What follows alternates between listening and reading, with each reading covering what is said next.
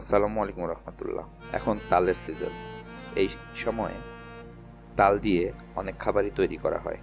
আজকে আমরা তৈরি করতে চলেছি তালের ভাপা পিঠা। তো মুখরোচক, সুস্বাদু এবং মজাদার এই তালের ভাপা পিঠার রেসিপি শেয়ার করব। রান্নার সময় মাঝে মাঝে বিরক্ত হলে এরকমটাও করতে হয়। তো চলুন ভিডিও শুরু করা যাক।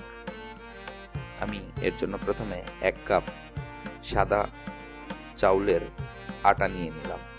তার সাথে নিয়ে নিচ্ছি লাল আটা আধা কাপ, যুক্ত করছি 1/4 কাপ চিনি, যুক্ত করছি বেকিং পাউডার 1 চামচ, বেকিং সোডা 1 চিমটি, লবণ যুক্ত করছি সামান্য পরিমাণ। এবার এই শুকনো উপকরণগুলো খুব ভালোভাবে মিশিয়ে নিচ্ছি। শুকনো উপকরণগুলো আগে মিশিয়ে নেওয়া উচিত। তার সাথে যুক্ত করছি নারিকেল কোড়ার সহজ টেকনিক আমাদের চ্যানেলে আছে, চাইলে আই বাটন থেকে দেখে নিতে পারেন। এরপরে যুক্ত করছি একটি ডিম। এবার ডিমটিও মিক্সড করে নিলাম। ডিম মিশানো হয়ে গেলে তালের যে বা পিউরিটা বের করে রেখেছি সেটি যুক্ত করছি।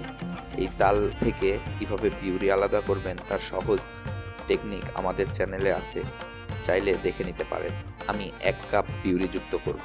এবার এই পিউরিগুলোকে ভালোভাবে এই ব্যাটারটির সাথে মিশিয়ে নিচ্ছি। তারপরে যুক্ত করছি রান্নার তেল। সামান্য পরিমাণ তেল যুক্ত করে নিচ্ছি। নিয়ে হাত দিয়ে ভালো করে এই ব্যাটারটা প্রস্তুত করে নিচ্ছি। ব্যাটারটা সামান্য শক্ত মনে হয় আমি পানি যুক্ত করছি। পানি 1 কাপ যুক্ত করলেই হয়ে যাবে। কনসিস্টেন্সিটা আপনাদের দেখিয়ে দিব।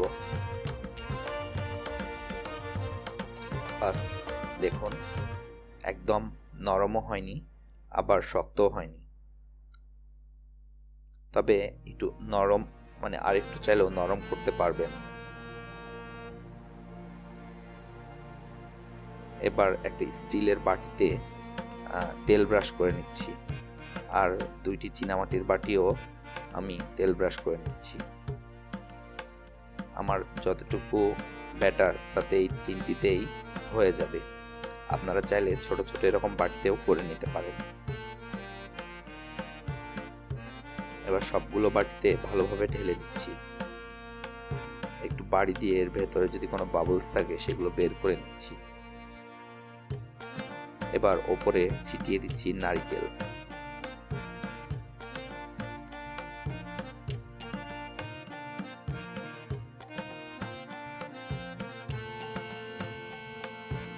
নারকেল দেওয়া হয়ে গেলে যুক্ত করছি কিশমিশ।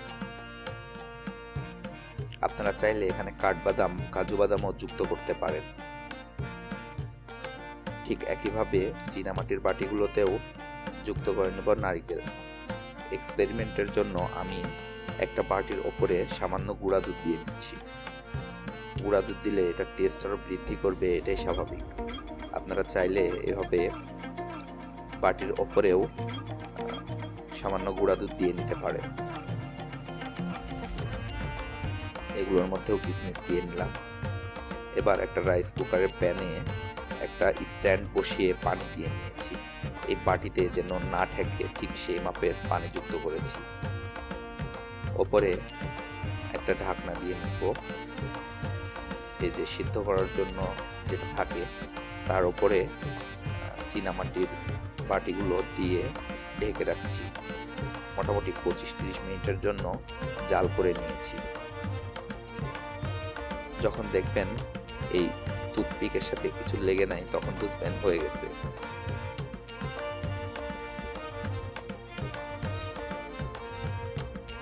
এত সুন্দর কালার হয়েছে আর গন্ধে চারিদিকে মোমো করছে।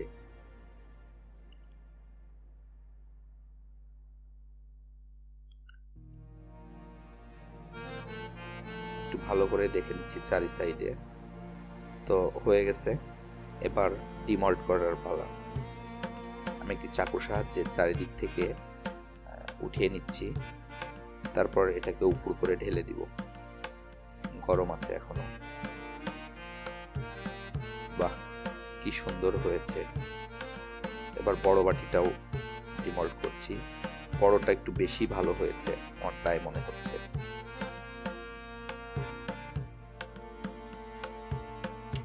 খুবই সুন্দর, চমৎকার।